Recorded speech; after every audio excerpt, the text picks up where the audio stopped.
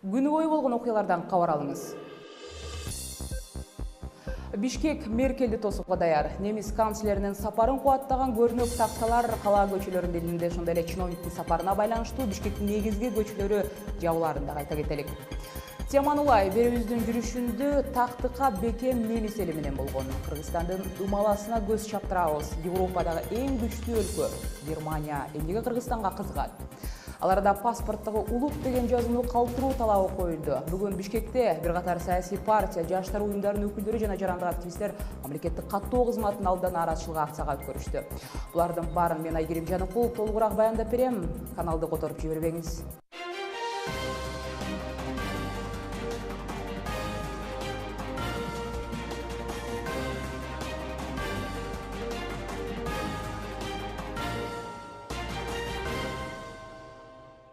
Германия канцлери Ангела Меркелдин Бишкекке болгон 2 күндүк расмий сапары бүгүн түнү башталат. Меркель менен өлкө президенти Алыбек Атамбаев эки мамлекет ортосундагы кызматташтык маселелерин жана Борбор Азияга таандык бир катар суроолор боюнча пикир алышмакчы.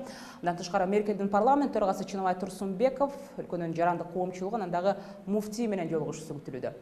Немис чиновнигинин сапарына байланыштуу каладагы негизги көчөлөр дагы жабылмай болду. Бишкекте анын Кыргызстанга келишин кубаттаган немис лидеринин сүрөттөрү түшүрүлгөн көрүнөк такталар дагы илинди. 11 каналы кечээ болсо Меркелдин саясаттагы өмүр баянына сиреп салган, бүгүн болсо анын жеке жашоосу тууралуу урунттуу учурларды белгилемекчи. Ангела Меркель жөнүндө барыбыз эле биле бербесек керек. Ошентсе дагы канцлер өзүнүн саясий карьерасынан тышкары жеке жашоосу менен бөлүшкөндү анча жактыра бербейт экен. Кайраттуу айым 10 жылдан бери бүтүндөй Германияны башкарып келе жатат. Ошол эле учурда немис массалык маалымат каражаттарында ага суктануу менен карашса, ошондой эле жек көрүүнү дагы пайда кылып келе жатат. 11 каналы таасирдүү айым тууралуу ондогон кызыктуу фактыларды чогултту. Болочок Германиянын канцлеринин мектепте жакшы көрүп окуган сабагы орус тили болчу экен. 1968 жылы Ангела 14 жаш курагында бүткүл улуттук олимпиаданын жеңүүчүсү аталып Москва шаарында болгон. 36 жашында Ангела Меркель Гельмут Колянын иш бөлмөсүндөгү эң жаш министр болгонунан улам аны бардыгы Колянын кызы деп атап коюшчу экен. Меркель классика кийимин тандайт, андан башка стилди көп колдоно бербейт. Ошол үчүн дагы ал өзүн дипломат айым катары коомчулукка таасир калтырат. Ангела Меркель кесиби боюнча физик. Ал 1986 жылы жогорку илимий билими бар биринчи өкмөт башчы болгон. Меркель 2 рет турмушка чыгып, экөөнүн тең балалуу болгон эмес. Германиянын канцлери СМС жазышканды жакшы көрөт. Күнүнө Ангела өзүнүн кесиптештерине баарлашып туруу үчүн тынбай СМС жазып турат. Меркель иттен абдан коркот. Себеби бир кездери Ангела сейилдеп келе жатканда аны ит тиштеп жүрөгүнүн үлүшүн алып койгон. Орус императрицасы Екатерина Великаянын сүрөтү Ангела Меркелдин иш бөлмөсүндө ар дайым илинип турат. Себеби Ангела аны кайраттуу аялдардын үлгүсү катары баалайт. Келечекте Ангела мугалим болууну тилек кылчу. Дипломатиялык чөйрөдө Германиянын канцлерин Тефлоновой Меркель деп аташат. Себеби Ангела ар кандай оор кырдаалдардан оңой эле чыгып кетет. Ангела Меркелдин жакшы көргөн тобу The Beatles. Меркелдин сапары тууралуу сөз улантабыз. Канцлердин келери белгилүү болгондон бери кыргыз коомчулугу анын сапарына чоң кызыгуу менен кулак төшөп турган чагы. Айрыкча иш сапарынын маңызын талдагандар четтен чыгат. Маселен, саясат айдыңына көз чаптыргандар экономикалык кызыкчылыктарды айтып жатышса, башкалары ааламдагы геосаясий кризистеги акыбалды эске алышып, радикалдашуунун өзү чоң тема болушун айтышууда. Биз дагы саясат таануучу профессор Жамурбек Бүкөшев менен дал ушул маселени тегеренде сүйлөшүп көрүүнү чечтик. Жамурбек мырза, кутман кечиңиз менен. Кандай дейсиз, жогорудагы биз санап өткөн маселелерден башка эле Меркель кезинде айткан оодасына туруп эле Кыргызстанды бир көрүп кетүүгө эле келди окшойт. Эсиңизде болсо 4 жыл мурун шайлоодон жеңсем, жаратылышы кооз мамлекетке келем деп айтканы бар эле да. Кандай дейсиз? Менимче мамлекет башчыларынын бири-бирине визит кылышы бул эл аралык саясатта демеки көрүнүш. Бирок Германия канцлери Ангела Меркелдин Кыргызстанга визит кылышы бул менимче өзгөчө мааниге ээ окуя. Биринчиден бул визитти биз бир канча деңгээлде карасак болот. Биринчиси эки өлкөнүн ортосундагы кызматташуу мамилелерге байланыштуу. Экинчиси регионалдык аймактык кызматташуу жана коопсуздук. Бул Борбор Азия, жалпы Евразиядагы маселелер. Анан үчүнчүсү жалпы геосаясий дүйнөдөгү жалпы акыбалга байланыштуу чоң маселелер.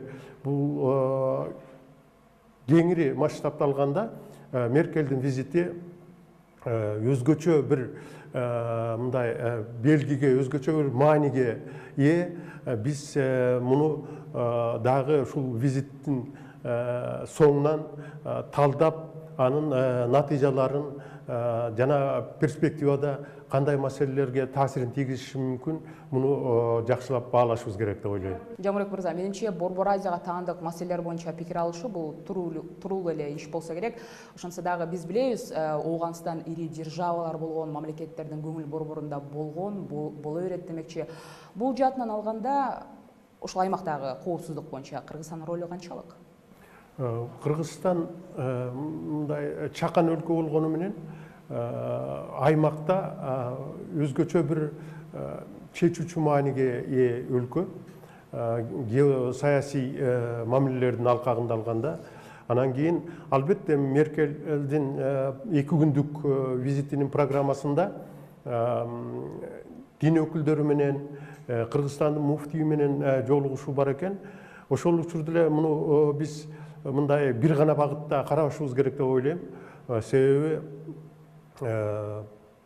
Кыргызстан менен Германиянын экономикалык мамилелери көптөн бери өнүгүп келе жатат. 92-жылдан бери мына Германия Кыргызстанга 360 миллион евро жумшап, ушул кызматташтыкты өнүктүрүү боюнча. Анан кийин ошонун натыйжасында мына биздин Германияга экспортубуз, анын ичинде айыл чарба продукциялары, ошондой эле саламаттыкты сактоо, билим берүү, илим жаатында көптөгөн тармактар боюнча кызматташуубуз бар.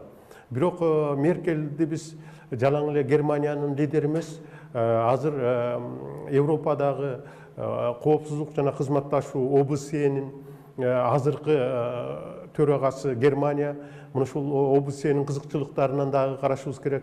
Жана сиз айткандай, ушул Афганистан, Сириядагы окуялар, булар албетте ушул Кыргызстандагы диний акыбал, Кыргызстан мусулмандарынын жалпы ой санаалары, буларды дагы Меркель менимче билгиси келет.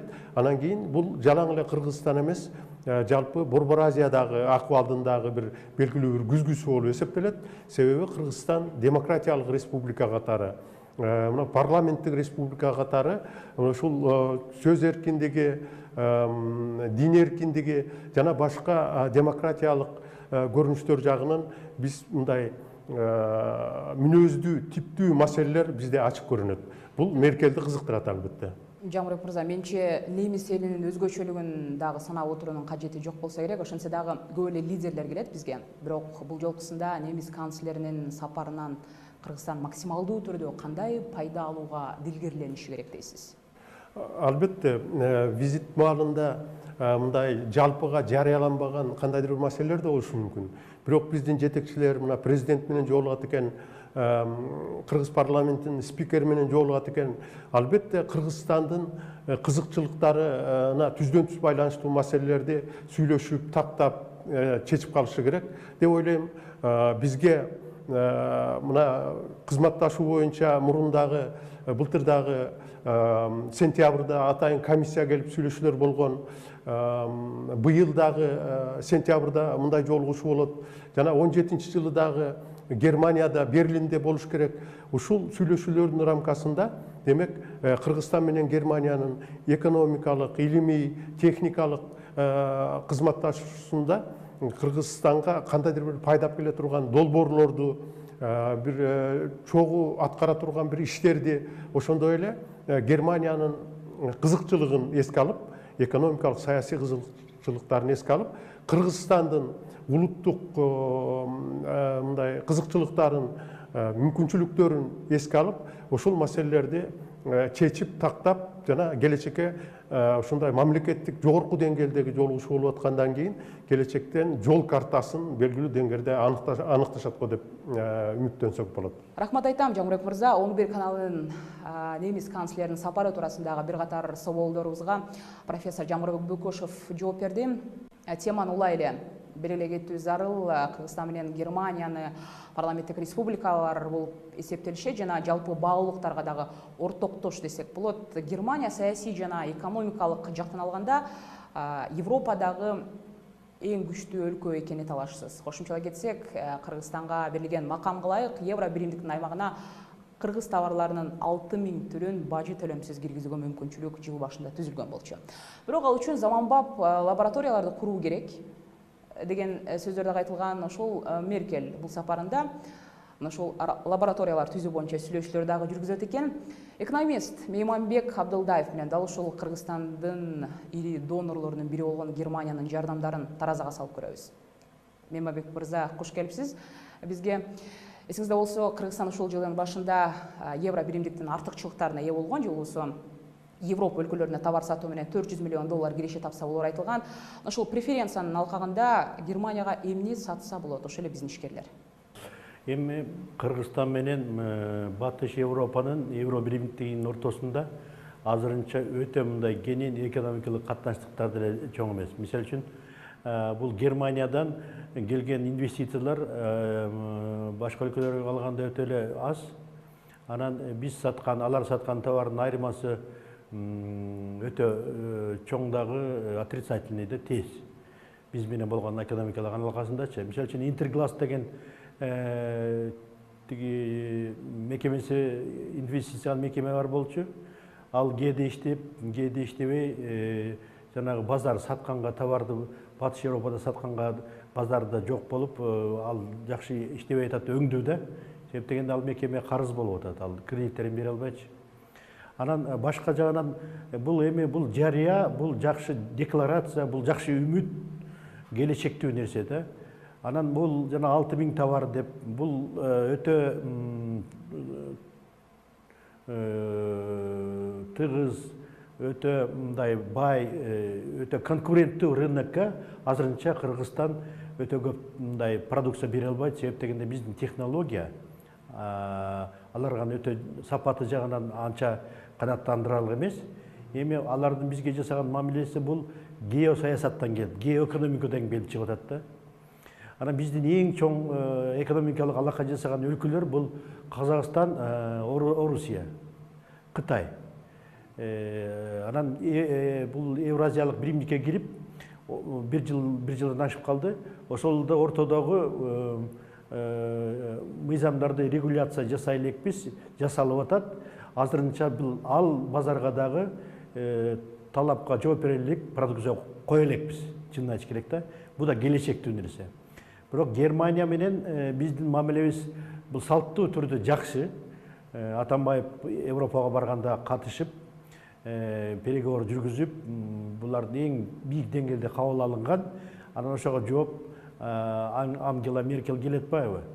Бул катнаштарды ушундай кармап туруш керек. Чоң инвестиция келечекте болушу мүмкүн. Себеп дегенде биздин экономикада Германия үчүн инвестиция жасай турган тармактар бар.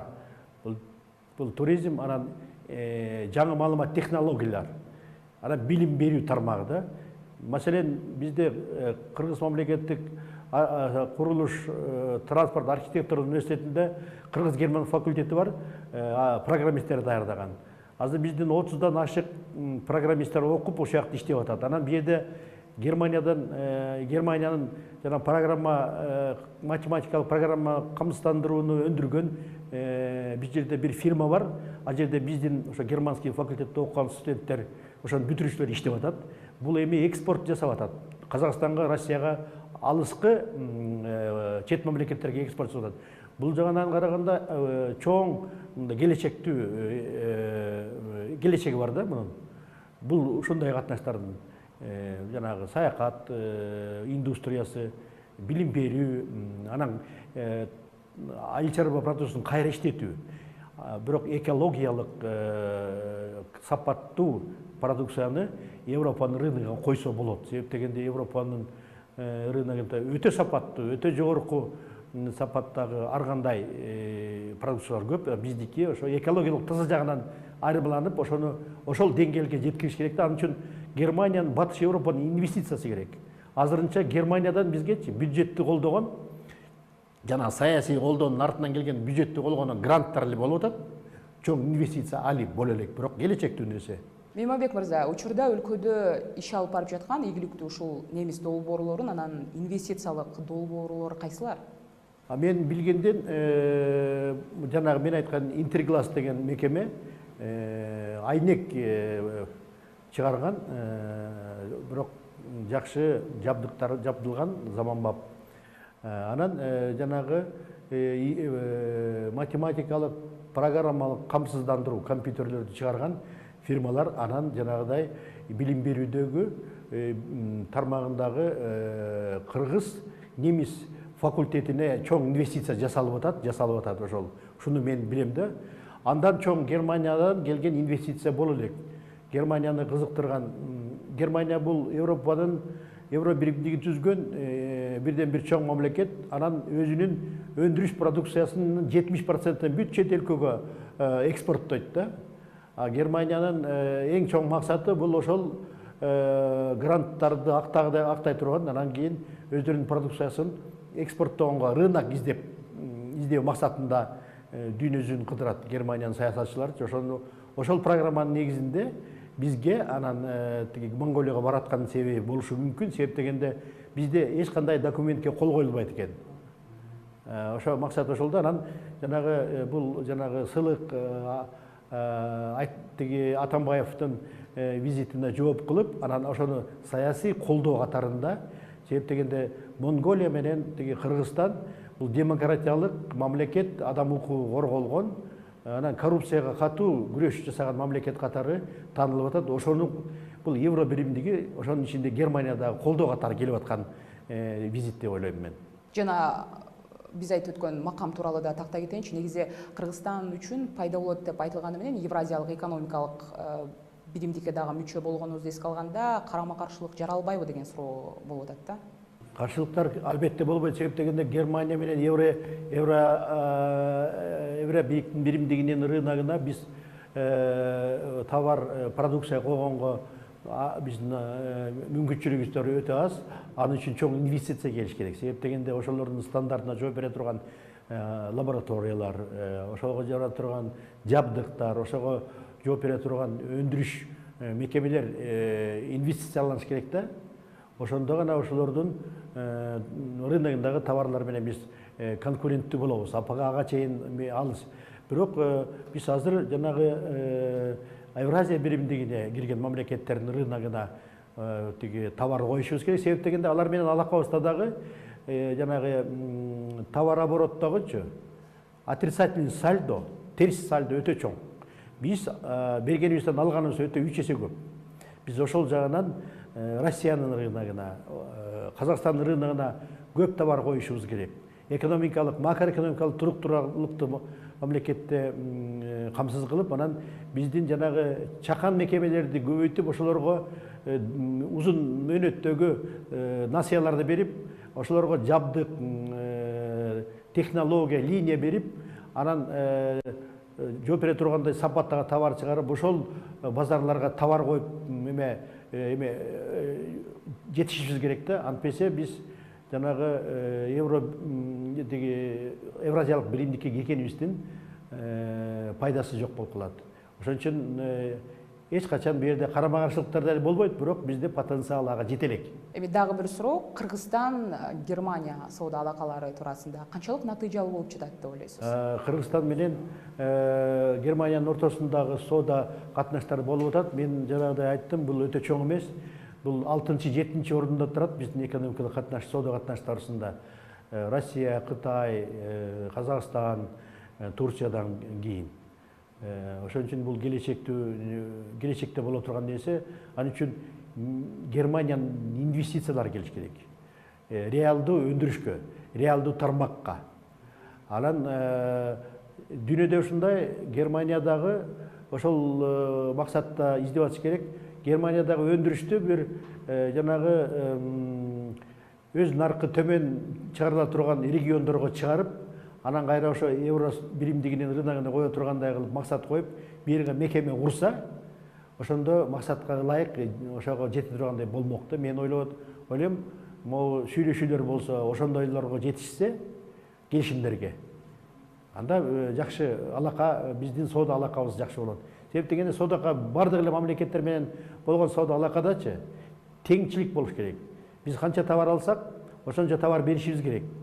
А биз алган товарыбыздын көлөмүндө товар бере албай атабыз. Биздин экономикабыздын эң начар жери, алсыз жери ушул. Рахмат сизге. Экономист Мейманбек Абдылдаев менен Германия Кыргызстандын соода саттык, экономикалык карым-катышы туурасында баарлаштык. Эми башка темага кайрылабыз. Бүгүн Бишкекте бир катар саясий партия, жаштар оюндарынын өкүлдөрү Борбордогу Ала Тоо аянтынан мамлекеттик каттоо кызматына чейин жөө жүрүшкө чыгышты. Алар паспортко улуттуу жазбоо демилгесине каршы нааразычылык билдиришти. Жарандын улуттуу көрсөтүлбөй турган паспорттун жаңы үлгүсү боюнча долбоорду мамлекеттик каттоо кызматы сунуштаган болчу.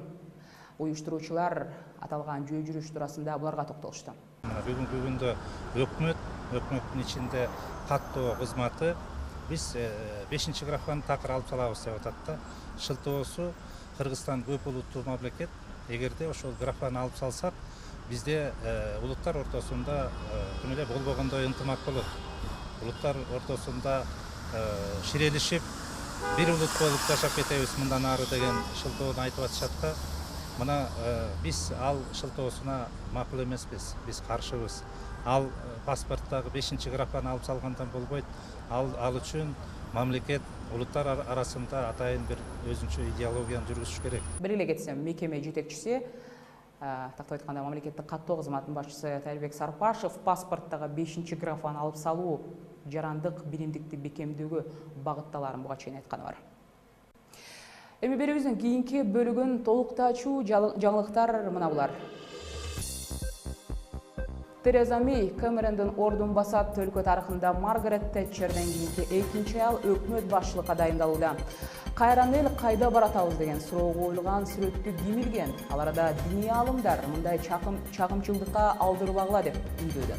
Ал арада акциядагы талаш жараткан тилке чынында эле Өзбекстанга таандык болуп чыкса, Кыргызстан туруктуу мамлекет экенин эл аралык иликтөө борбору жар салды. Мунун баарын айтып берүүгө аз эле убакыт калды.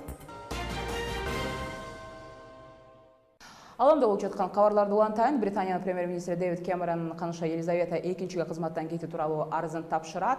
Ордуна Тереза Мэй Британиянын жаңы премьер-министри болоору күтүлүүдө. Британиянын энергетика боюнча министри Андреа Литсон айым өлкөнүн премьер-министрлигине койгон талапкерлигин кечээ алып салганын кабарлаган болчу. Ошентип анын атаандашы Тереза Мэй өкмөт башчылык ордуна жалгыз талапкер болуп калды.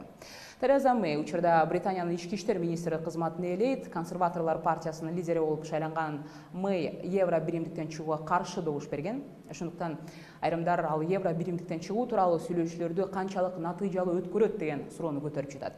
Тереза Мэй ушул өкмөт башчы кызматына келүүсү Британия кыйын кезегинде турган учурга туш болууда. Беле кетейин, Тереза Мэй өлкө тарыхында Маргарет Тэтчерден кийинки экинчи аял өкмөт башчы болуп калмай болду. Кайрадан чүркөмдөгү кабарлардан кезек эми 11 каналынын серебинде.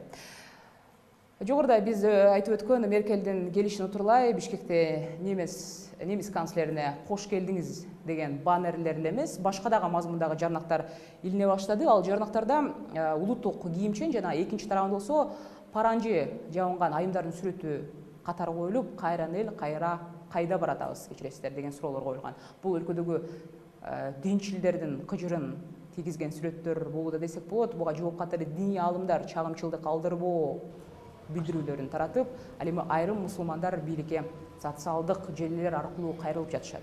Окуяга кененирээк кесиптешим Эленора Сагындыкызы токтолот.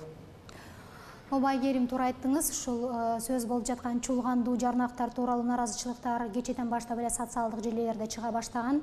Биринчилерден болуп бул маселени Facebook социалдык баракчасында желесинде Руслан Бекназаров аттуу жигит жарандык активист көтөрдү.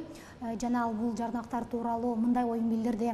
Бул ачыктан ачык коомго бүлүк салуу болуп эсептелет. Андыктан ушул жарнактарды илүүгө буйрутма берген жана аларды илүүгө бийлик тарабынан уруксаат бергендерди таап, анан чараларды көрүш керек. Эгерде ал адамдар жазаланбай калса, анда мен өзүмдүн мыйзамдык жана конституциялык укумдан пайдаланып нааразычылык акцияга чыгам деген оюн айтты. Албетте, мындан кийин диний аалымдар тарабынан дагы бул көрнөк жарнактарга карата ойлор, сындар айтылды. Алардын бири Кадыр Маликов ал киши өзүнүн социалдык баракчасында бул жердеги илинген нерселер же болбосо ушул көрүнүк жарнактар ачыктан ачык провокацияга, кутумчулукка жатат деп сындап өттү, өзүнүн пикирин айтты. Мындан тышкары Маликов бул маселеде жоң калбастан ушул күч органдарына кайрылды. Тактап айтканда коопсуздук, улуттук мамлекеттик коопсуздук боюнча комитетке чыгып, ушул кылмыш кодексинин 299-беренеси боюнча адамдарды жазалоого чакырды. Эске салсак, бул беренеде ушул өлкөдөгү диний аралык мамилени козутканга каршы адамдарды жазалоо үчүн нерселер каралган. Күч түзүмдөрү бул билдирүүлөргө кандай жооп кайтарышууда? Ооба, бүгүн ушул түш ой улуттук коопсуздук боюнча мамлекеттик комитетинин тарабынан бул окуяга карата жооп реакция болду деп айтсак болот. Ушул Маликовдун билдирүүсүнөн кийин коопсуздук боюнча мамлекеттик комитети ушул ишти териштирүү жүрүп жаткандыгын айтты. Бирок бул жерде белгилей кетүүчү нерсе, ушул коопсуздук комитети ушул бүгүнгө чейин расмий түрдө ушул көрүнүк жарнактар боюнча атайын жазуу түрүндө кайрылгандар болбостугун айтып кетти. Ал эми Ички иштер министрлигинен азырынча бул боюнча эч кандай чаралар баштала элек. Эсиңиздерге сала кетсек, ушул күндөрү Бишкекке Германиянын канцлери Ангела Меркелдин келиши күтүлүп жатат жана Бишкек шаарындагы коопсуздук чаралары, милициянын иши дейли баардыгы ушул нерсеге келип такалып атат. Меркель айым кеткенден кийин дагы бул ишти балким тийиштүү органдар тарабынан көбүрөөк көңүл бурулуп чаралар башталат деген ойдомун. Бул жарнактарга ким буйрутма бергени белгилүү болду? Ооба, эми учурда азыр териштирүү жүрүп жатат. Ушул көрүнүк жарнактарга, ушул негизи эле социалдык долбоорго ким буйрутма бергени азырынча ачыктала элек. Бирок айта кетүүчү нерсе, ушул Бишкектин аймагында илинген жарнактардын баары Бишкек мэриясынан өтөт. Алар биринчилерден болуп уруксат берет. Мындан тышкары ушул жарнактарды илүүгө жергиликтүү бийлик өкүлдөрүнүн дагы уруксат болгон деген ойлор айтылып атат. Ошентсе дагы бул көрүнүк жарнактарга нааразычылыктар көп. Мисалы үчүн ушул эле Кадыр Маликов эмне үчүн Кыргызстанда ушундай адеп ахлакка үйрөтө турган же болбосо боорукердик, кайрымдуулукка үндөй турган социалдык долбоорлорго ушундай жарнактарга орун бөлүнбөйт, акча бөлүнбөйт деген баягы өзүнүн таарынычын дагы айта кетти. Бул жерде белгилей кетүүчү дагы бир нерсе, абдан маанилүү нерсе, ушул Маликовдун айтымында Кыргызстан исламдагы Ханавит мазхабын карманышат жана бул мазхабка ылайык аялдар толугу менен башынан бутуна чейин кара кийүүсү каралган эмес. Андыктан ушул сүрөттөргө бир тарабынан улуттук кийимди кийгизип, экинчи тарабынан баштан ылдый кара чүмкөнгөн аялдарды кийгизип, эки тарапты бири-бирине каршы коюу бул айдан ачык кутумчулук, провокация. Ошондой эле Маликов дагы бир ой менен бөлүшүп өттү. Анын болголосунда, анын оюнда бул саясий, социалдык дейликпи долбоордун аркасында айрым бир конкреттүү күчтөр турат. Анткени ушул жарнактардын масштабы жөнөкөй жарандарга же жөнөкөй активисттерге, орусча айтканда, не по карману, чөнтөгүнө туура келбеген нерсе болмок деген ой менен бөлүшүп жатат. Рахмат айтам. Белгилей кетсек, улуттук коопсуздук боюнча комитет Бишкекте ушул кечээ ар кайсы жерде илинген ири көрүнүктөр боюнча териштирүүнү баштады. Анда баш жагында Кыргыздын улуттук кийимин кийген кыз келиндердин андан кийин бетин ак менен чүмкөгөн, ал эми соңунда таптакыр капкара болуп чүмкөнгөндөрдүн сүрөтү тартылган экен. Дагы бир жолу айта кетелик. Коңшу Өзбекстанга байланыштуу бир кабар. Аксы районунда Өзбекстан менен буга чейин талаш жаратып жаткан чек арадагы тилке Өзбекстанга таандык болуп чыкты. Бул маалымат райондук бийлик бышыктаганы менен облустук бийлик төгүнгө чыгарууда. Анткени менен буга чейин аталган тилкени кыргыз жарандары тоскоолдуксуз пайдаланып келген. Аксынын сөгөт айында талаш жараткан тилке эки тараптуу жергиликтүү жетекчилердин катышуусунда аныкталган. Алайык 5 гектарга жакын аймак Өзбекстандын жери экендиги документтерде көрсөтүлгөн. Ушул жылдын 28-июнь күнү кыргызстандыктар пайдаланып келаткан аксыдагы чөп жайыт жерге өзбек чек арачылары кирип, аларды чыгарып салышкан. Бул окуядан соң эки тарапта тең жумушчу комиссия иштей баштаган болчу. Эми соңунда Кыргызстан үчүн жагымдуу бир жаңылык. Дүйнө фонду деп аталган иликтөө борбору Кыргызстанды Борбор Азиядагы туруктуу өлкө деп атады. Рейтингде дүйнө мамлекеттеринин социалдык абалы, экономикалык көрсөткүчү салыштырылган. Ошентип тизмеге карай турган болсок, Кыргызстан 64-орунда болсо, Орусия 65-де турат. Ал эми Орто Азиядагы эң алсыз мамлекет деп Тажикстан табылды. Андан кийин болсо Өзбекстан турат. Ал эми стабилдүү башка мамлекеттерди атай турган болсок, алар Финляндия, Норвегия, Швейцария, Австралия жана Ирландия. Мына ушундай кабарлар шаршемби күнкү чыгарылышта жыйынтыктады. Мен Айгерим Жаныкул, сиздер менен эртеңки күнгө чейин коштошом. Саламатта калыңыздар.